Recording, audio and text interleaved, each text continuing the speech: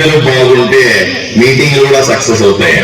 చూసారా, మగవాళ్ళు లేచిపోయారు, అక్క చెల్లెలు మాత్రం అక్క కూర్చొని మీటింగ్ సక్సెస్ చేస్తున్నారంటే అక్క చెల్లెలకి చెల్లెడు కొట్టాలి.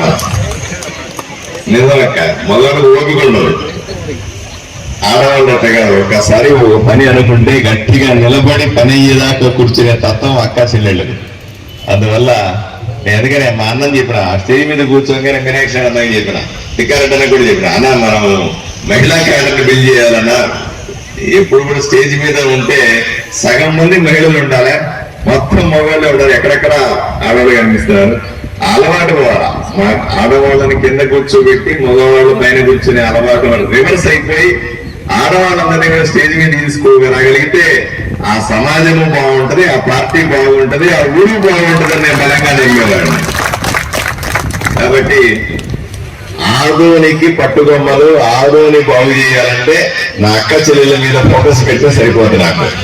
నేను అందుకనే మీ మెప్మా బిడి గారికి కానీ వీళ్ళందరినీ మీటింగ్ పెట్టినప్పుడు చాలాసార్లు చెప్పాను. చాలా మంది ఉన్నారు. ఆర్పీలతో ఒకసారి మీటింగ్ పెట్టినా మున్సిపల్ ఆఫీస్ లో పెడితే, ఎమ్మెల్యేకి ఏం పని ఆర్పీలతో ఎందుకు మీటింగ్ పెడతాడు, ఏముంటుంది వాళ్ళతో మాట్లాడేది, మీటింగ్కి వస్తారు కదా, ఎట్లా వేస్తారు కదా, దానికి మీటింగ్ ముందుగా ఎమ్మెల్యే మాట్లాడేది ఏంటన్నారు.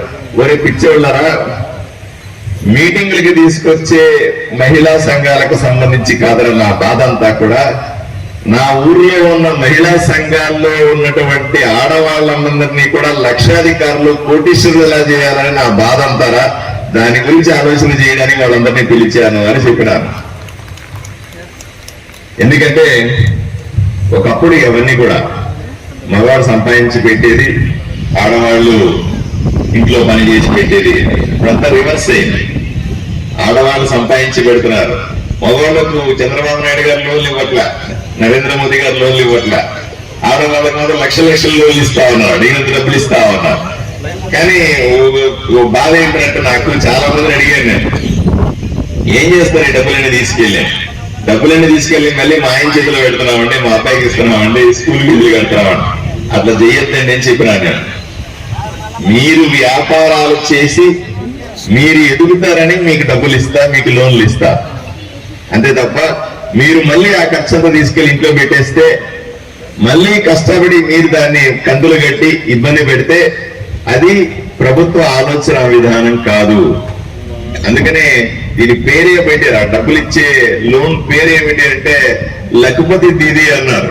లఖపతి దీది అంటే లక్షాధికారి మహిళ అన్నారు. మీరు చెయ్యొద్దండి, మీ అకౌంట్ లో ₹1,00,000 ఉన్నాయని వాళ్ళు చెయ్యొద్దండి. అదే అక్క 1, 2, 3, 4, 5, 10 మంది ఉన్నారు. చూడండి, 200 మందిలో 250 మందిలో 10 మంది ఆడవాళ్ళ అకౌంట్ లో ₹1,00,000 ఉన్నాయంటే తప్పుగా. అకౌంట్ లో కూడా కనీసం 2-3 లక్షలు ఉండేలాగా ఏర్పాట్లు చేసుకుందామని మీ అందరికీ కూడా విజ్ఞప్తి చేస్తాము. అప్పుడే ఈ సమాజం బాగుపడుతుంది, ఈ ఊరు బాగుపడుతుంది అని నా ఉద్దేశం. కానీ మీకు డబ్బులు వస్తున్నాయి కానీ దాన్ని ఎలా వాడుకోవాలో తెలియదు, ఎలా వ్యాపారాలు చేయాలో తెలియదు. దానికోసం ప్రత్యేక శిక్షణా కార్యక్రమాలను ఏర్పాటు చేస్తాం. ఈరోజు చెప్పారు మీ ఆఫీసర్ గారు చెప్పారు, ఈరోజు స్టాల్ పెడతామండి, మేము మహిళా సంఘాలకు సంబంధించిన ఉత్పత్తులకు సంబంధించి స్టాల్ పెడతారన్నారు. ఈ ప్రోగ్రామ్ ముందు వద్దాం అనుకున్నాను కానీ అందరూ వెయిట్ చేస్తున్నారు. అయిపోయిన తర్వాత తప్పనిసరిగా అన్న మీనాక్షి అన్న కానీ మీరు కానీ పెద్దలందరూ కూడా మా మహిళలు పెట్టినటువంటి స్టాల్ తప్పనిసరిగా సందర్శించాలి, ఆ స్టాల్లో వస్తువులు కొనాలా. నేను కూడా మా ఆడుకు చీర కట్టాను, చీరలు కనబడతామని నేను కూడా మా ఆడుకు చీర కట్టాను. మీరందరూ కూడా వస్తువులు కొనుక్కుని ఇంటికి పోవాలి, అప్పుడే మా ఆకాశానికి లాభాలు వస్తాయి, లేకపోతే లాభాలు ఎట్లా వస్తాయి. నేను రాబోయే రోజుల్లో ఆదోళనలో అందరికీ చెప్తాను, ప్రతి ఒక్క పండగ ట్రైన్ లో కానీ ప్రతి ఒక్క పనిలో కానీ మహిళా సంఘాలని బాధ్యతగా దాంట్లో ఇన్వాల్వ్ చేస్తే మెప్మా ఆమె ఎక్కడ ఆఫీసర్ ఎక్కడ ఉన్నావు తల్లి, నీకు చెప్తా ఉన్నా. అన్ని మొన్న గణేష్ చతుర్థి జరిగింది. గణేష్ చతుర్థి జరిగినప్పుడు మహిళా సంఘాల వైపున విగ్రహాల స్టాల్స్ గాని, పూజా సామాగ్రికి సంబంధించిన స్టాల్స్ గాని, ప్రత్యేక ప్రసాదానికి సంబంధించిన స్టాల్స్ పెడితే ఎంత వ్యాపారం జరిగేది కదా. అలాగే రాబోయే ఇప్పుడు దసరా వస్తా ఉంది, ఇప్పుడు రాఖీ పండుగ వచ్చింది. రాఖీ పండుగ అప్పుడు రాఖీ తయారీ ఎలా వాళ్ళకి ట్రైనింగ్ ఇచ్చి వాళ్ళు తయారు చేసిన రాఖీలకు స్టాల్లు పెట్టుంటే ఎంత వ్యాపారం జరిగేది. అర్థమైందమ్మా? ఈ రకంగా ఊర్లో జరిగే ప్రతి ఒక్క కార్యక్రమానికి, ప్రతి ఒక్క పండగకి కొన్ని మహిళా సంఘాలకు బాధ్యతలు ఇచ్చి, కమిషనర్ గారు మీకు కూడా ఇది మంచి ఆలోచన కాదు, చూడండి ఒకసారి మీరు కూడా ఆలోచన చేయాలి. ప్రతి ఒక్క యాక్టివిటీలో కూడా మహిళా సంఘాలని ముందు పెట్టుకొని చేయగలిగితే వాళ్ళు తయారు చేస్తున్న వస్తువులు కానీ, వాళ్ళు ఇంట్లో వండుతున్న వంట కానీ, వాళ్ళు తయారు చేస్తున్న స్వీట్లని అన్ని ఏర్పాటు చేయదు. మీరు ఎక్కడెక్కడైతే ప్రభుత్వ కార్యక్రమాలు జరుగుతున్నాయో సార్, అన్ని చోట్ల కూడా స్వీట్లో అన్ని కూడా స్వీట్ స్టాల్స్ లో కొనొద్దండి. మహిళా సంఘాలు తయారు చేసే స్వీట్స్ కొనండి. ఎంత వ్యాపారం జరుగుతుందో ఆలోచన చేయండి. ఎవరికో డబ్బులు ఇవ్వాలి కదా, వీళ్ళకే డబ్బులు ఇస్తాం. ఆ రకంగా వీళ్ళు కొంతమంది స్వీట్లు తయారు చేయడం మొదలు పెడతారు, బొబ్బట్లు తయారు చేయడం మొదలు పెడతారు, రకరకాల తినుబండారాలు కానీ, చిక్కీలు కానీ ఇవన్నీ తయారు చేయడం మొదలు పెడతారు.